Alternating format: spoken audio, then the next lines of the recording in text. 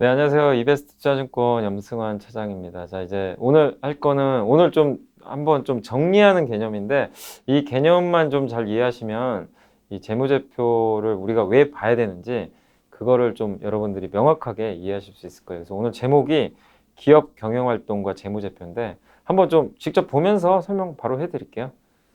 자, 보시면 이게 이제 우리 다 했잖아요. 재무상태표도 하고 손익계산서 그때 현금흐름표까지 했는데 자 보시면 이제 현금흐름표는 제외하고 자 기업이 경영활동을 하는 거를 우리가 재무제표상에서 이런 식으로 우리가 이해를 하시면 돼요.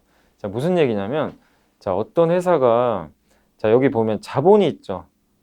예, 그러니까 뭐 이게 뭐 굴삭기 공장이라고 할 수도 있는데 뭐 마음대로 상상하셔도 돼요. 뭐 스마트폰 공장도 되고 내가 뭐 치킨집을 했다고 생각해도 상관이 없습니다.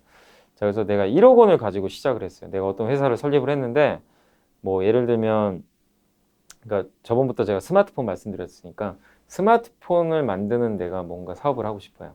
그래서 자본금 1억, 내 돈 1억 원을 가지고, 아니면 투자자들한테 돈을 받을 수도 있어요. 그래서 1억 원을 확보를 했고, 이게 자본입니다. 아무튼 내 돈이에요. 주주돈. 그리고 은행에서 1억을 빌렸어요. 좀 부족해가지고. 그죠?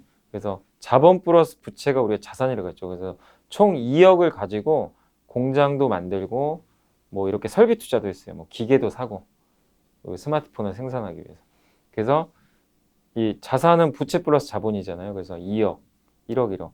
이 2억의 금액이 여기 들어가 있는 거죠. 공장도 되고 이 스마트폰을 만들기. 그러니까 자산이라는 건 한마디로 내가 영업활동, 내 본업에서 뭔가 제품을 생산하기 위해서 이제 필요한 그런 뭐 구매를 했던 그런 다양한 그런 자산들이라고 좀 생각을 하시면 좋을 것 같습니다. 그래서 이게 2018년도로 제가 계산한 거예요. 그러니까 2018년도 이게 재무상태표입니다. 그래서 이제 요걸 가지고 제품을 만들어서 실제 장사를 했어요. 스마트폰을 판매를 했습니다. 그러니까 첫 해에 이제 2억 원의 매출이 나왔어요. 그래서 매출액 2억 원, 그 다음에 이것저것 비용 제했더니 영업이익이 4천만 원이 나왔습니다. 예.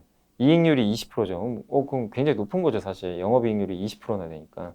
그리고 뭐 이것저것 뭐 이런 이제 뭐 임대료가 됐건 뭐 아니면은 그 우리가 이제 빌린 돈도 있으니까 뭐 이자 비용을 냈건 간에 아무튼 그런 비용들을 이것저것 제했더니 순이익이 딱 3천만 원 남았어요. 세금까지 내고. 예. 총 이제 마지막에 남은 게 3천만 원이죠. 그러면 이 3천만 원은 어쨌든 이제 장사를 다 해가지고 세금까지 완전히 내고 나서 딱 남은 주주 돈이에요. 뭐 내 돈일 수도 있고 내가 장사를 하면 내 돈이고 이제 주식회사라면 주주의 돈입니다. 저 3천만 원은 누구도 건들 수가 없어요. 근데 주식회사는 연말에 항상 이제 배당금을 결정을 해서 배당을 보통 12월 결산법인이 4월에 주거든요. 그래서 그 배당을 하기 위해서는 당연히 이익이 있어야, 그러니까 순이익이 있어야만 주주들한테 배당을 줄 거 아니에요. 회사가 배당을 주려면 적자인 기업은 당연히 배당을 못 줍니다. 돈이 없기 때문에, 못 벌었기 때문에. 그래서 저 순이익 중에 일부를 배당금으로 줘요. 그래서 예를 든 거예요. 제가 이 기업은 100만 원을 배당을 해줬어요. 그러니까 3천만 원 중에 100만 원이면 많은 건 아닙니다, 사실. 굉장히 뭐 적은 건데 어쨌든 3천만 원 중에서 그냥 예를 든 거예요. 100만 원을 배당으로 주주들한테 줬어요. 2,900만 원 남겠죠. 2,900만 원은 그대로 주주돈인데 그대로 남는 거예요.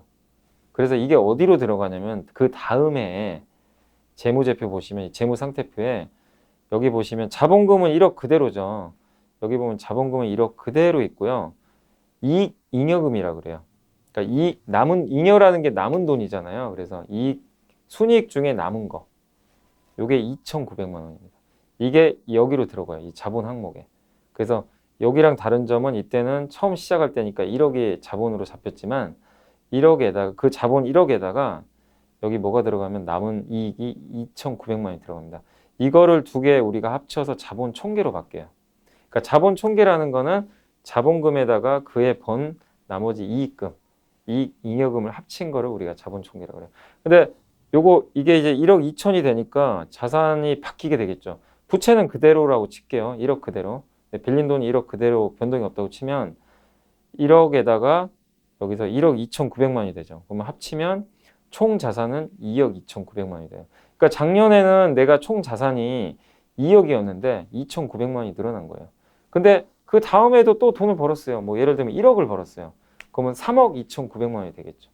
그러니까 장사를 잘하는 기업들은 이게 계속 늘어나는 거예요. 이 자본 총계가 그래서 계속 늘어나야 돼요. 이거 실제로 워런 버핏이 한 얘기인데 어떤 기업이건 간에 이 자본 총계가 무조건 증가하는 기업만 투자하라 그랬어요. 이 자본 총계가 감소한다는 거는 회사가 적자난다는 얘기예요. 이게 꺾인다는 얘기는 돈을 못 번다는 얘기입니다. 그래서 반드시 이 개념만 이해해 주세요. 어려운 거 아니잖아요. 그러니까 처음 내가 설립한 돈 자본금 1억에다가 돈을 벌어서 남은 돈 배당까지 주고 이익 잉여금 이 두 개를 합친 게 자본 총계입니다. 매년 이게 계속 늘어나야 되겠죠. 선순환 구조. 자, 그래서 이 개념 이해되시죠? 이게 어려운 개념 아니기 때문에 이런 식으로 돈이 계속 쌓이는 거예요. 삼성전자만 해도 이게 자본 총계가 엄청나네요. 매년 막대한 돈을 버니까. 네. 자, 그리고 두 번째는 이제 반대인 기업입니다. 부실 기업. 이게 아까는 정상 기업이고, 자, 부실 기업은 뭐냐면 똑같아요. 2억 가지고, 1억 가지고 빌리고 내 돈 가지고 시작했는데, 자, 매출 2억을 냈는데 장사가 안 돼가지고 2천만 원 까먹었어요. 네. 영업 적자가 마이너스 2천만 원 나왔습니다. 근데 뭐 어쨌든 또 내가 적자라고 해서 은행에서 빌린 이자를 안 낼 수는 없잖아요. 은행에 빌린 돈에 대한 이자는 내야 될 거 아닙니까?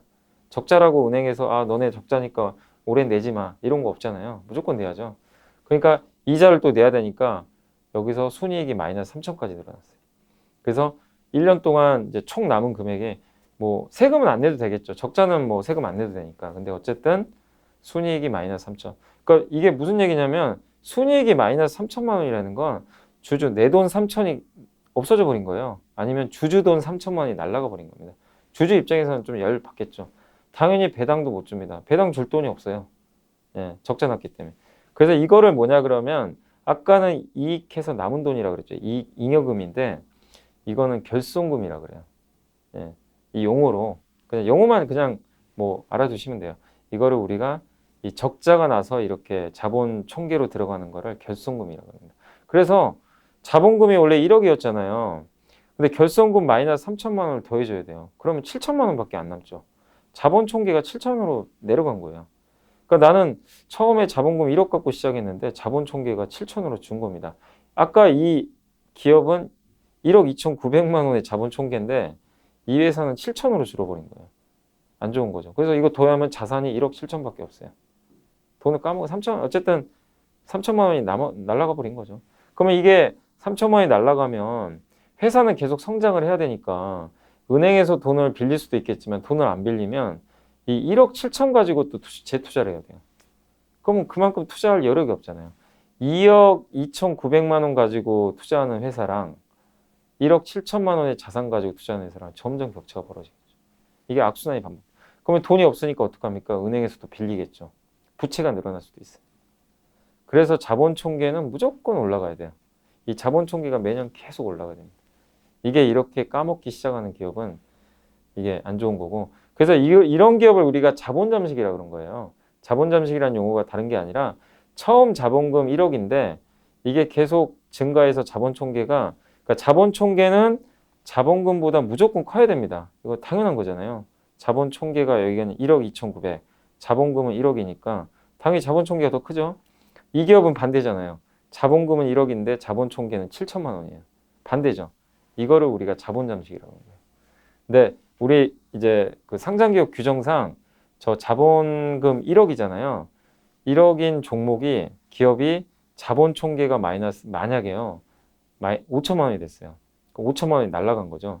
그런 경우 50%가 그러니까 자본 잠식률 50%라고 하는데 그러니까 회사가 가지고 있는 처음에 자본금의 절반을 까먹은 거죠. 그런 경우는 관리 종목이 편입됩니다. 그리고 만약에요. 저 1억 원을 다 까먹었다고 칩시다. 계속 적자를 봐가지고 이게 결손금이 마이너스 1억이 됐다고 쳐봐요.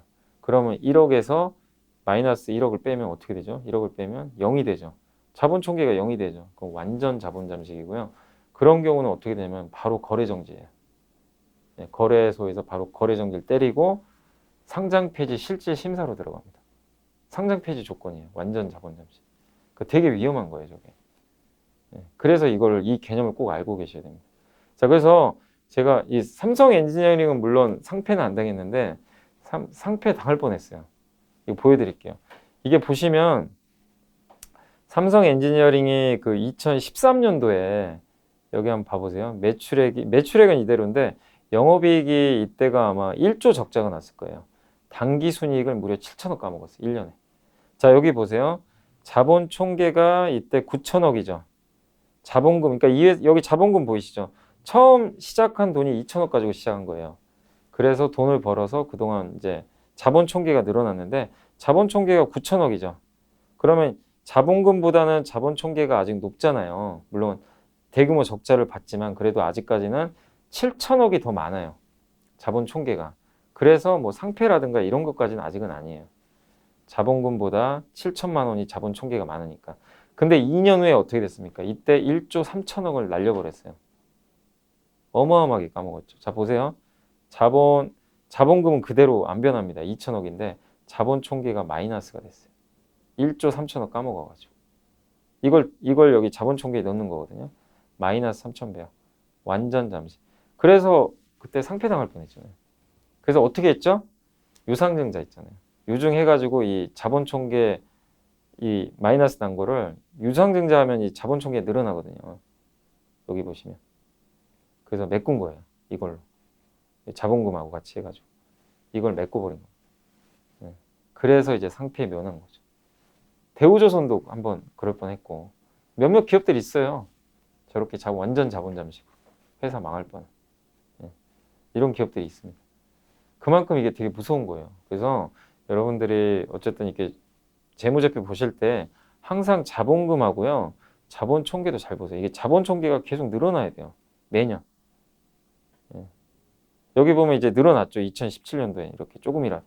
이렇게 어쨌든 늘어나야 됩니다. 이게 내리막길 걸으면 정말 위험합니다. 자, 그래서 이제 마지막으로 이제 자본 잠식의 개념인데 아까 잠깐 설명드린 것처럼 자본금 1억인데 결손금 3천만 원이 생겨서 자본 총계가 줄어드는 거. 그래서 결손금이 생겨서 자본 총계가 자본금보다 작아지는 상황. 완전 자본 잠식은 자본 총계가 마이너스가 되는 거. 아까 요런 케이스. 요거는 상장 폐지입니다. 그래서 이런 기업들이 재무제표 보시면 관간이 있어요. 특히 3월 달에 정말 조심하셔야 돼요. 3월 달에 감사 보고서 이렇게 뜨는데 그때 이런 이제 자본 잠식 기업들은 갑자기 상폐당하는 경우 되게 많이 발생합니다. 그래서 특히 3월 달에 이런 것들 특히 개별 기업들 잘 체크하셔가지고 대응하시면 좀 좋을 것 같습니다. 자, 그래서 오늘 이제 기업 경영 활동과 재무제표의 관계에 대해서 한번 좀 설명해 드렸고 꼭 자본 잠식의 내용은 이해하셨으면 좀 좋을 것 같습니다. 자, 오늘 저는 여기서 물러가겠습니다. 감사합니다.